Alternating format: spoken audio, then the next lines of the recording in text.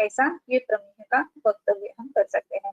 इसके बाद में जो है महत्वपूर्ण अवयव जिसमें हम गृहिणी बोलते हैं, मैं आपको एक बात जरूर बताना चाहूंगी कि गृहिणी में कैसा है ना कि एक तो अजीर्ण है, अजीर्ण के बाद में अगर रिकरेंट अजीर्ण होता है तो उसकी परिणति जो है वो गृहिणी में हो जाती है। और गृहिणी जो है उस वो अगर बहुत ज्यादा बढ़ गई है, तकलीफ ज्यादा बढ़ गई तो उसको घटी अंतर गृहिणी ऐसा हम बोल सकते हैं, राइट। सो वैसे ही शरीर में जब भी अवयव की दृष्टि नहीं हुई है, जैसे कि गृहिणी में अवयव दृष्टि है, अजीर्ण में अवयव दृष्टि नहीं है, राइट। वैसे ही रजो दृष्टि है तो उसमें अवयव दृष्टि नहीं है, लेकिन योनि व्यापक है तो उसमें अवयव दृष्टि है। सो गृहिणी, अजीर्ण और गृहिणी ये जैसे हम कंपेयर कर सकते हैं, वैसे ही गर्भाशय के बारे में रजो दृष्टि और योनि व्यापक ये दोनों हम एक दूसरे से कंपेयर कर सकते हैं। और ये घटी यंत्र गृहिणी जो है, जो कि अच्छी करने में, इलाज करने के लिए कठिन है, वैसे ये जो रक्त प्रदन है, ये योनि व्यापक की परिणति है, ये भी इलाज करने के लिए कठिन है। तो इसी के कारण गृहिणी से लेके हमको ये जो अग्नि है उसकी सोच लेना बहुत ज्यादा जरूरी रहता है। सो इधर हम देखते हैं कि यूरिनरी ब्लैडर, उसके ऊपर रेस्ट करते हैं गर्भाशय, और उसके पीछे जो है वो मलाशय है। और ये पूरे के पूरे से एक ऊपर से एक पेरिटोनियल कवरिंग चली जाती है। तो इसी के कारण ये अपान क्षेत्र में एक का इन्फेक्शन दूसरे को ऐसे जल्दी हो जाता है। सो इसी के कारण ये गर्भाशय के ऊपर भी मलाशय और मूत्राशय दोनों का परिणाम आ जाता है। तो गृहिणी अगर है तो गृहिणी में पक्वाशय में कफ है, तो पक्वाशय का कफ जो है उसका विकृति जो है वो गर्भाशय के ऊपर हम देख सकते हैं। इसमें पक्वाशय में जब भी कफ रहता है तो शरीर में औष्ण्य कम रहता है लोअर एब्डोमेन में, तो वो औष्ण्य कम होने से शरीर में ये जो गर्भाशय के अंदर रज है उसका भी परिणति नहीं होती है, और उसी के कारण डिलेड मेंसेस होना, बहुत ज्यादा देर तक थोड़ा थोड़ा ब्लीडिंग होना, ऐसी बातें ये गृहिणी में हम देख सकते हैं। तो अगर गृहिणी है पेशेंट को और इरेगुलर मेंसेस है या फिर बहुत ज्यादा कम, आई मीन टू से थोड़ा थोड़ा ब्लीडिंग होता है लेकिन वारंवारता उसमें ज्यादा है, ऐसा अगर है तो उसमें गृहिणी के हिसाब से, गृहिणी के एंगल से हम ये ब्लीडिंग को देख सकते हैं। तो उसमें प्रियंगवादी बस्ती, पलाश पुष्पासव, बोलपत्र रस, प्रवाह पंचामृत ये सब हम जरूर यूज कर सकते हैं। तो प्रवाह पंचामृत जो है वो वैशिष्ट्यपूर्ण है कि जिसमें समुद्र पंचक आता है। समुद्र पंचक जो है उसमें हम अगर हर एक बात देखेंगे तो उसका कंटेंट तो कैल्शियम कार्बोनेट ही है, लेकिन उसका गामित्व अलग अलग रहता है। जो शंख, शौक्तिक, कपर्दिक ये सब जो है वो एक छोटा जो जो समुद्र में रहने वाला क्रिएचर है उसका वो शेल है, राइट, उसका वो घर है। तो उसको आधार देने के लिए ये शंख शौक्तिक बनते हैं। तो वैसे ही हमारे शरीर का जो आधार, जो अस्थि धातु है वो प्राकृत करने के लिए ये प्रवाह पंचामृत अच्छे से काम करता है। और इसी के कारण अगर गर्भाशय में स्रंस, भ्रूंश ऐसा भी अगर देखा जाए तो इसमें इसका परिणाम अच्छा दिखता है। तो इसके लिए प्रवाह पंचामृत हम उधर यूज कर सकते हैं। और भी एक है जो प्रियंगवादी बस्ती, बहुत ज्यादा ब्लीडिंग जो भी रहता है ना, तब भी ऐसा है कि उसको इमरजेंसी में रोकना जरूरी है। वो रक्त पित्त सोचेंगे, गृहिणी सोचेंगे या फिर जो कुछ भी सोचेंगे, लेकिन कभी कभार ऐसा है कि रक्तम जीव इति स्थिति है ऐसा बोला है, तो ये रक्त रुकना जरूर चाहिए। तो अगर इसका रक्त को हमको रोकना है तो क्या देना चाहिए, ऐसा बहुत बार हमको लगता है ना कि अरे इसमें इमरजेंसी हम क्या देंगे। तो एक तो मैंने आपको बता दिया कि गोपी चंदन का लेप बहुत अच्छे से काम करता है इमीडिएट रोकने के लिए, और दूसरा जो है वो प्रियंगवादी बस्ती जो कि सुश्रुत में आया है रक्त पित्त अध्याय में। सो इसमें अगर उसका क्षीरपाक बस्ती करके अगर पेशेंट को दे देते हैं तो immediately with in that single बस्ती भी वो ब्लीडिंग जो है वो 30, 40, 50% तक कम चला आता है। और 3 to 4 सिटिंग में ब्लीडिंग जो है वो पूरी रुक सकती है, ऐसे एकदम इफेक्टिव ऐसे ये बस्ती रहता है। तो इसका परिणाम आप जरूर देखिए और करके देखिए। पलाश पुष्पाशय भी बहुत अच्छे से काम करता है, गृहिणी है और ब्लीडिंग रोकना है तो अगर बहुत ज्यादा ब्लीडिंग होता है तो पाचन भी होना जरूरी है और वो उसको रोकना भी जरूरी है। तो यही काम जो है वो पलाश पुष्पासव अच्छे से कर लेता है। पलाश का पुष्प अगर देखा रहेगा तो बहुत अच्छे से उसका कलर वगैरह रहता है, ये पुष्प के अलग अलग जो कल्प रहता है उसका परिणाम ये इसमें गर्भाशय के ऊपर बहुत अच्छे से दिखते हैं। इसी के लिए गृहिणी और रक्त प्रदर ये दोनों का विचार करना बहुत जरूरी रहता है। उसके बाद में एक कल्प जो बोलबद्ध रस कॉमनली यूज किया जाता है उसके बारे में हम देखेंगे। उसमें पारदम गंधकम चैव अमृता सत्वमेव च एकानि समभागानि मूलं सर्वसमं तथा मर्दयेच्च शाल्मलितोये वटिका शाणमान्यता मधुना चैव दातव्या बोलबद्ध रसस्मृतः। ऐसा है। तो ये जो बोलबद्ध रस है वो कैसे बनाते हैं, तो पारद गंधक और अमृता सत्व ये जो है वो समभाग यानी सेम क्वांटिटी में उसको लेना है। पारद गंधक इसका हम कजली बना लेंगे और उसी की क्वांटिटी में अमृता सत्व उसमें डालेंगे। तो कितना दिखने में सीधा साधा कल्प है ये, राइट। सो इसमें क्या है, तो पारद है, गंधक है और अमृता सत्व है। तो अमृता सत्व इसका मतलब है अच्छा वाला अस्सल ज्याला आपण म्हणतो तसं अमृता सत्व गुळवेल सत्व गुरुची सत्व रहना चाहिए। और थोड़ा सा ग्रीनिश कलर का रहता है और टेस्ट में कड़वा रहता है। नॉर्मली हम जो सत्व करके यूज करते हैं ना वो बहुत अच्छे से सफेद वाला रहता है, लेकिन उसमें तवकील बहुत बार मिक्स किया हुआ रहता है। तवकील वैसे तकलीफ देने वाली है नहीं, अडल्ट्रेशन है तो भी, लेकिन उसका परिणाम स्वरूप जो है वो कम दिखता है। और इसी के लिए अगर अमृता सत्व का परिणाम नहीं दिख रहा है अच्छे से तो क्या करना चाहिए, तो अमृता जो है इसका मतलब गुड़वेल हमारे क्लिनिक में ही गमले में वगैरह लगानी चाहिए। और वो जो है वो पेशेंट को थोड़ी काट के देनी चाहिए, उसको भी गमले में लगाने के लिए बोलनी चाहिए। और कुछ वनस्पति ऐसे है कि जो नित्य आर्द्र यूज करना चाहिए, जिसमें हमने एक अभी जो दूर्वा देखे वो भी नित्य आर्द्र यूज करने वाली है, वैसे भी ये गुडुचि भी नित्य आर्द्र यूज करने वाली है। तो ये गुडुचि जो है 1 इंच का अगर टुकड़ा रोज क्षीरपाक करके लेते हैं तो भी उसका परिणाम रसायन कर्म के लिए बहुत अच्छा दिखता है। तो ये अमृता सत्व। उसके बाद में क्या करना है, तो बोलम सर्वसमम तथा बोल जो रक्त बोल जो है अलग ये रहता है। ये कृष्ण बोल और रक्त बोल कंप्लीटली डिफरेंट है। कृष्ण बोल जो है ना वो कुमारी यानी कोरफड एलोवेरा से बनाते हैं, उसका रस जो है उसकी घनकसार क्रिया करते हैं तो उसको रक्त बोल ऐसा बोलते हैं। सॉरी कृष्ण बोल ऐसा बोलते हैं। और ये रक्त बोल जो है उसका वनस्पति ही अलग है, उसका डिंक जैसा रहता है, वो जो है वो यूज करना है। जितना पारद गंधक और अमृता लिया है उतना ही सम मात्रा में बोल उसमें डालना है। और वो बोल डाल के क्या करना है, तो उसको शालमली तोये मर्दये शालमली की स्वरस की उसको भावना लेनी है। ये जो शालमली स्वरस की भावना है उसमें खाली फूल की भी दे सकते हैं या फिर पंचांग की भी दे सकते हैं, शालमली वृंत की भी दे सकते हैं। अगर फूल अवेलेबल है तो फूल की दीजिए, अगर फूल अवेलेबल नहीं है, एकदम टिपिकल सीजन रहता है मार्च एंड फरवरी मार्च में उसका, अगर उसको छोड़ के आप बना रहे हैं वो सीजन को तो शालमली वृंत यूज कर सकते हैं। और आप सभी को अच्छे से मालूम होगा ही कि शालमली का जो पिच्छा बस्ती है वो भी गृहिणी में बहुत अच्छे से काम करता है। कफज ग्रहणी के लिए पिच्छा बस्ती बहुत अच्छा काम करता है। वैसे ही इसको अगर हम शालमली की जल की भावना देते हैं तो उसका परिणाम गृहिणी के ऊपर तो आने वाला है ही। इसी के लिए गृहिणी भी सुधर जाती है और गृहिणी के साथ में ये रक्त प्रदर भी बंद हो जाती है। तो इसी के लिए ये बोलबद्ध रस जो है वो महत्वपूर्ण रहता है ब्लीडिंग रोकने के हिसाब से, रक्त प्रदर के अगर एंगल से उसको देखा जाए तो। और भी एक बात महत्वपूर्ण है कि रक्त प्रदर और ज्वर इसको हमने सोच लेना चाहिए। ज्वर क्यों, तो मनस्संतापात ज्वर ऐसा बोला है। ज्वर में मनस्संताप रहता है और अगर ब्लीडिंग बहुत ज्यादा रहती है तो भी स्त्री का मन जो है वो चिड़चिड़ा बन जाता है। और उसी के लिए अगर बहुत ज्यादा ब्लीडिंग हो रही है तो उसमें हम ये देखते हैं कि ज्वर की संप्राप्ति शरीर में रहती है। कभी कभार ऐसे भी देखा जाता है कि जब भी ब्लीडिंग हेवी रहता है तभी बॉडी टेम्परेचर है वो भी थोड़ा सा रेज रहता है। पेशेंट खुद भी बोलती है कि फीवरिश जैसा महसूस उसको होता है। तो रक्त प्रदर जब भी है तो तभी हमको ज्वर की चिकित्सा करना भी उतना ही जरूरी है। और भी एक बात महत्वपूर्ण ज्वर के बारे में मैं आपको बोलना चाहती हूँ कि ज्वरात रक्त पित्तम ऐसे बोला है। ज्वर के कारण ज्वर के संताप से रक्त विकृति हो जाती है और वो संतप्त रक्त जो है वो रक्त पित्त में परावर्तित हो जाता है।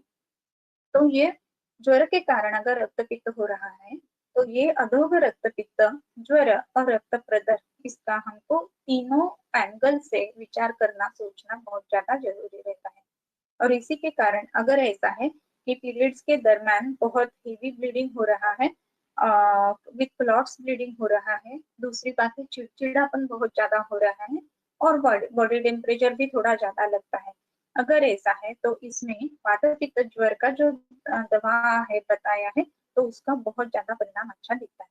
तो उसमें मनुका है, काली द्राक्ष जिसको बोलते हैं, यष्टि मधु, लोध्र, काश्मीरी, अनंता, मूसा, ये सब जो है वो सब मिला के उसका योग बना के रखना है। और ये वात पित्त ज्वर का जो दवा है वो ऐसे पेशेंट्स में अगर हम देते हैं तो हम ये देखते हैं कि ब्लीडिंग की क्वांटिटी भी कम आई है, और ये जो बाकी लक्षण है कि मन का चिड़चिड़ापन, हीवी लगना या फिर थोड़ा सा टेम्परेचर रेज होना, ये भी कम आता है। और इसी के कारण ज्वर के हिसाब से, ज्वर के एंगल से रक्तपित्त देखना बहुत ज्यादा जरूरी है। अगर ऐसे सिम्टम्स हर मेंसेस में आते हैं और उसी के साथ में अगर नौशियो वोमिटिंग भी है, तो उधर सुवर्ण सूत शिखर का अगर यूज करते हैं तो उसका परिणाम अच्छे से दिखता है। मुस्ता सिद्ध जल है, वो 3 दिन में एटलीस्ट पेशेंट को देना चाहिए जब तक ब्लीडिंग है तब तक। और पुनरावर्तक ज्वर, इसका मतलब है कि वो पुनः पुनः आता है, उसके लिए उसको पुनरावर्तक वेला है। वैसे ही ये जो पीरियड्स है वो भी मासी मासी पुनः पुनः आते हैं, तो उसमें ज्वर की संप्राप्ति रहती है। जैसे कि हमने मनस संताप ये देखा, उसके एंगल से मनस संताप कम करने के लिए पुनरावर्तक ज्वर का बहुत अच्छा परिणाम हम देख सकते हैं। और भी उसमें एक बात है कि अर्श का यूज करना, अर्श का विचार करना बहुत ज्यादा जरूरी है। हमने ये देख लिया कि कभी कभार ऐसा होता है कि प्रवाहन के कारण, at the time of labour, प्रवाहन के कारण शरीर में, गर्भाशय के अंदर शरीर में कर्णिका बन जाते हैं, जिसको हम पॉलिप्स बोल सकते हैं। ऐसे पॉलिप्स रहते हैं। तो उसमें 2 टाइप के पॉलिप्स रहते हैं, उसमें एंडोमेट्रियल पॉलिप्स है और सर्वाइकल पॉलिप्स है, राइट। सो प्रवाहन जब भी करना है, ग्रंथोक्त जो है वो तो सूतिका के अवस्था में ऐसा बोला है जब भी डिलीवरी हो रही है तभी। लेकिन वैसा अगर नहीं है और प्रवाहन हमेशा किया जाता है अपान क्षेत्र में, मूत्र के लिए, वात के लिए या फिर शकृत के लिए, इसका मल के लिए, ऐसा अगर है तो प्रवाहन के कारण ये ऐसे पॉलिप्स डेवलप हो जाते हैं, जिसको हम योनि अर्श ऐसा भी बोल सकते हैं। शरीर में सार्वदेहिक अर्श भी संप्राप्ति इसमें पाई जाती है, तो इसी को हम कर्णिनी योनि भी कह सकते हैं। तो रक्तज अर्श का जो दवा है, धान्य, दिव्य, तुषिर और हल्दी, इसमें बहुत अच्छा काम करता है ऐसा दिखता है। मॉडर्न साइंस में ऐसा बोलते हैं कि पॉलिप निकाल देने चाहिए, पॉलिप ऐसे जल्दी निकल नहीं जाते, लेकिन पॉलिप क्या है, तो उसमें mucosal fold of the endometrium ऐसा है। अगर एंडोमेट्रियल का फोल्ड ही है तो उसको अगर हम जो लंबमान प्रक्रिया उसकी हो रही है वो अगर कम कर देते हैं तो वो पॉलिप निकल जाती है। तो उसी में पाठा सुंठ, पाठा धमासा, चांदेरी घृत, ये जो अर्शोक्त दवा है अलग अलग की जो रक्तज अर्श के लिए बताई है, उसी का भी परिणाम हम देख सकते हैं कि बहुत अच्छे से आता है। खाली एक बात महत्वपूर्ण है कि पेशेंट जब भी आता है तो उसकी हिस्ट्री भी बहुत अच्छे से लेनी चाहिए, सार्वदेहिक परीक्षा भी उसकी करनी चाहिए, लोकल एग्जामिनेशन भी करनी चाहिए। और ऐसे करने के बाद में हमारा जो निदान है वो हम सही अगर करते हैं तो कौन सा मेडिसिन यूज करना है वो हम तय कर सकते हैं। उसके बाद में और भी एक है कि वात व्याधि, और लास्ट बट नॉट लीस्ट ऐसा हम बोल सकते हैं इसको। आप बोलेंगे कि वात व्याधि का और ब्लीडिंग का क्या संबंध है, लेकिन ऐसा है कि नहीं वातादृते योनि, ये पहला सूत्र हो गया, और दूसरी बात है मासी मासी रजस्त्रीणाम रसजम स्रवतीभ्यहम वत्सरा द्वादशादूतम याति पंचाशदक्षम, ये जो गुण है वैसे ही कैसा है कि मासेन उपचितम रक्तम धमनीभ्याम ऋतौ पुनः ईशत कृष्णम विगंधन च वायुर्योनि मुखंडम। वायु से ही ये जो रज है, पुराण रज है, वो योनि मुख में चला जाता है। और जो पहले बोला कि मासी मासी रजस्त्री नाम रसजम स्रवतीभ्यहम वत्सरा द्वादशादूतम याति पंचाशदक्षम, 50 ईयर में जो है उसका क्षय धीरे धीरे होने वाला है। और ये अगर आयु हम देखते हैं तो ये वात वृद्धि की आयु है, और तभी जनरली पेरीमेनोपॉजल एज में ही बहुत ज्यादा ब्लीडिंग होता है ऐसे पाया जाता है। तो इसी को हम रक्त प्रदर बोलते हैं। तो मेनोपॉजल ब्लीडिंग में, मेनोपॉजल टाइम में अगर ब्लीडिंग बहुत ज्यादा हो रही है तो वात व्याधि के हिसाब से भी उसको हमको देखना चाहिए। सो उसी के लिए दशमूलारिष्ट यूज करना है, स्नेहन स्वेदन यूज करना है, इसके बारे में मैंने आपको पहले ही बताया है कि स्नेहन कौन सा करना है, स्वेदन कौन सा करना है। तो अगर ये वात की शमन हो जाती है तो ये जो खींचा जाता है रक्त को योनि मुख के जगह में, तो खिंचाव नहीं रहता है, उसको अपकर्षण नहीं होता है, और उसी के कारण ये वातवादी में हम ये जो वात शमन करने वाले द्रव्य है वो अच्छे से यूज कर सकते हैं। और भी एक बात महत्वपूर्ण मैं आपको इधर बोलने वाली हूँ कि हमको ऐसा लगता है हमेशा कि ये बृहद्वात चिंतामणि या फिर ये सुवर्ण भूपति, ये जो सब दवा है ना, त्रैलोक्य चिंतामणि, ये वात व्याधि में यानी जॉइंट पेन में वगैरह यूज करना है। लेकिन वात व्याधि अगर हम निकाल के देखेंगे तो अशीतल वात व्याधि जो है, एकांग वात व्याधि जो बोले हैं, नानात्मज वात व्याधि, तो बहुत सारे बताए हैं कि जिसमें हमेशा ये दुखना या फिर जिसमें हम ऑर्थोपेडिक बोलते हैं वैसे ही नहीं रहता है, बहुत सारे उसमें व्याधियां आ जाती है। तो इसी के लिए हम ये रक्त प्रदर को वात व्याधि के एंगल से भी देख सकते हैं। अगर सेनाइल एज में यानी 50 के आसपास के एज में बहुत ज्यादा ब्लीडिंग हो रहा है तो उसको हम वात व्याधि के हिसाब से देख सकते हैं।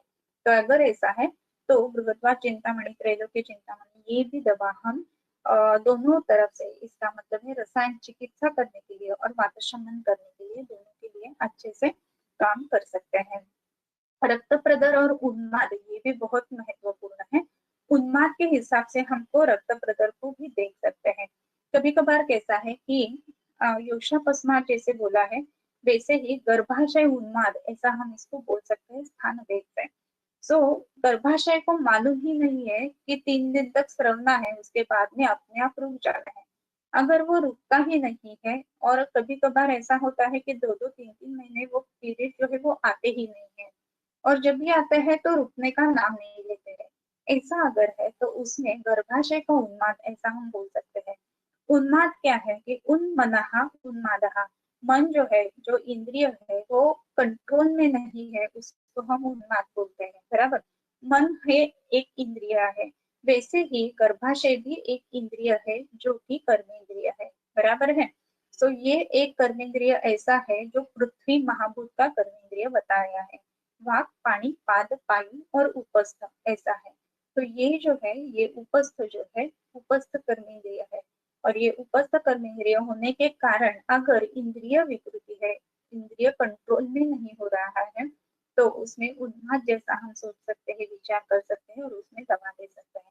तो उसमें संज्ञा स्थापन गण, सारस्वतारिष्ट, सहस्रपुटी अग्रक, मौक्तिक प्रवाह, ये सब हम उसमें यूज करते हैं। मौक्तिक जो है वो उत्तम मस्तिष्क शामक बोला है, और इसी के कारण उन्माद जो है उसमें हम ये दवा दे सकते हैं।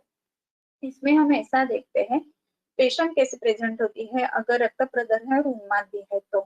जनरली पेशेंट जो आती है ना वो बोलती है कि बहुत ज्यादा ब्लीडिंग होती है, और घर वाले सब बोलते हैं कि ये बहुत ज्यादा चिड़चिड़ापन करती है, या फिर कभी कभार ऐसा भी देखा जाता है कि ड्यूरिंग द मेंसेस टाइम उसको आपस मार के लेके ही आते हैं। तो अगर ऐसा है तो उसमें हम गर्भाशय उन्माद ऐसा निदान करके उसको दवा दे सकते हैं। ऐसे रक्त प्रदर की चिकित्सा करते वक्त हमको बहुत अलग अलग जरिए से ये रक्त प्रदर को देखना है। तो ये रक्त प्रदर करने के टाइम परिचर्या पेशेंट को बताना बहुत ज्यादा जरूरी रहती है। इसमें दिनचर्या यूज करनी चाहिए, ऋतुचर्या यूज करनी चाहिए, रजस्वला परिचर्या है उसको फॉलो करना चाहिए। बहुत बार ऐसा देखा जाता है कि रजस्वला फॉलो बिल्कुल ही नहीं किया जाता है, परिचर्या का फॉलो नहीं होता है। तो 3 दिन तक जो बोला है कि कल्याण अध्यायी निग्रहम मृजालंकार रहिता दर्भ संस्पर्शायिनी शैरेयम यावकम स्तोकम पौष्ठ शोधन कर्षणम कर्णे हर शरावे हस्ते वा भुंजित ब्रह्मचारी। ये जो रजस्वला परिचर्या बोली है, ये रजस्वला परिचर्या के जो जो कुछ भी बातें बताई है, पॉइंट्स बताई है, उसको भी फॉलो करना बहुत ज्यादा जरूरी है। अदरवाइज हम ट्रीटमेंट देते रहते हैं और उधर पेशेंट ब्लीडिंग होते हैं तभी पनीर खाती है, चीज खाती है, या फिर अवदक मांस खाती है, जो जो कुछ भी हमने हेतु स्वरूप देखा है वो हेतु अगर चालू है तो हमारी चिकित्सा का रिजल्ट नहीं दिखता है। हम सोचते हैं कि दवा बदल के देखें, तो ऐसे करने से बेटर है कि पेशेंट को रजस्वला परिचर्या अच्छे से समझानी चाहिए। तो उसमें ग्राम्य ग्राम्य विहार जिसको हम बोलते हैं कि ग्राम्य आचार नहीं करना चाहिए, मैथुन कर्म कभी नहीं करना चाहिए। दूसरी बात है कि ग्राम्याहार बहुत ज्यादा तीखा और तला हुआ विदा ही ऐसा खाना नहीं लेना है। और भी एक बात महत्वपूर्ण है उसमें कि ये जो हमने अभी ये जो बताया कि मेद्य या फिर जिसको पिशित यानी मांस नॉन वेज जो है वो रजस्वला के काल में परिवर्जित करना चाहिए। ये रजस्वला परिचर्या अगर फॉलो करते हैं तो ये फॉलो क्यों करनी है, तो नवरज अच्छा अगर स्थापन हो जाता है तो शरीर में ब्लीडिंग जब भी होता है तभी विकृति नहीं दिखती है। तो इसी के कारण रजस्वला परिचर्या जो है वो भी पेशेंट को फॉलो करना जरूरी है, ऐसा हर एक पेशेंट को बताना ही है। मेंसेस के टाइम अगर पेशेंट दही, पोहे या फिर पीनट्स, बनाना ये सब अगर लेती है ना तो शरीर में पुयोत्पत्ति सदृश स्थिति उत्पन्न हो जाती है। व्रणित जो जो भी बोले हैं उनको ये पुयोत्पत्ति कर जो आहार है वो वर्ज्य बोला है। जब भी सूती का है तो सूती का को भी व्रणिता बोला है क्योंकि उसकी अपरा निकल चुकी है इसी के लिए। वैसे ही जब भी ब्लीडिंग होता है तभी भी एंडोमेट्रियल लेयर शेड ऑफ होता है और इसी के कारण ये जो हम रजस्वला स्त्री बोलते हैं वो भी व्रणित है और उसको व्रणित जैसे ट्रीट करना चाहिए। और उसी के कारण रजस्वला परिचर्या अलग से बोली है, जैसे कि कोई भी व्रण में परिचर्या करनी चाहिए वैसी परिचर्या रजस्वला परिचर्या में होती है। और इसी के कारण ये रजस्वला के टाइम में मैथुन कर्म वगैरह ये नहीं करना है। खाना और पीना जो है वो लघु और जो पाचन करने वाला, कोष्ठ शोधन कर्षण करने वाला है वो करना चाहिए। ऐसा अगर करते हैं ना तो जरूर हमारे जो ये है चिकित्सा है उसमें हम रिजल्ट्स बहुत अच्छे से देख सकते हैं। इसमें प्राणायाम भी पेशेंट को रेगुलर करना चाहिए। प्राणायाम में स्पेसिफिकली ओंकार, शीतली, सिक्करी और उज्जाई भी करनी चाहिए। अगर ये नित्य प्राणायाम पेशेंट करती है तो प्राण अयमन, आयाम ऐसा जो है प्राण का नियमन हो जाता है आयाम से। सो प्राण की गति अगर शरीर में हमारी श्वास की गति हम कंट्रोल करते हैं तो शरीर की जो हमारी वायु है, वात दोष है, उसको भी हम कंट्रोल कर सकते हैं। शाखा कोष्ठ गति है उसमें भी प्राणायाम एक महत्वपूर्ण है। और इसी के कारण अगर बहुत हेवी ब्लीडिंग होती है तो शीतली और सितकारी ये दो प्राणायाम जो है वो बहुत महत्व रखते हैं। उज्जयी प्राणायाम है उसमें ये प्रमेह वगैरह वाले जो पेशेंट रहते हैं उसमें उज्जयी प्राणायाम बहुत ज्यादा महत्वपूर्ण दिखता है। इसी के कारण हमारी परिचर्या, रजस्वला परिचर्या, दिनचर्या, ऋतुचर्या और प्राणायाम ये रेगुलर कर कर अगर हम पेशेंट को मेडिसिन देते हैं पूरा उसका सार्वदेहिक निदान करके और स्थानिक निदान करके ऐसा अगर करते हैं तो हमारी चिकित्सा में यशस्वी हम जरूर हो सकते हैं। Thank you. अगर आपको किसी को क्वेश्चंस पूछने हैं तो आप पूछ सकते हैं।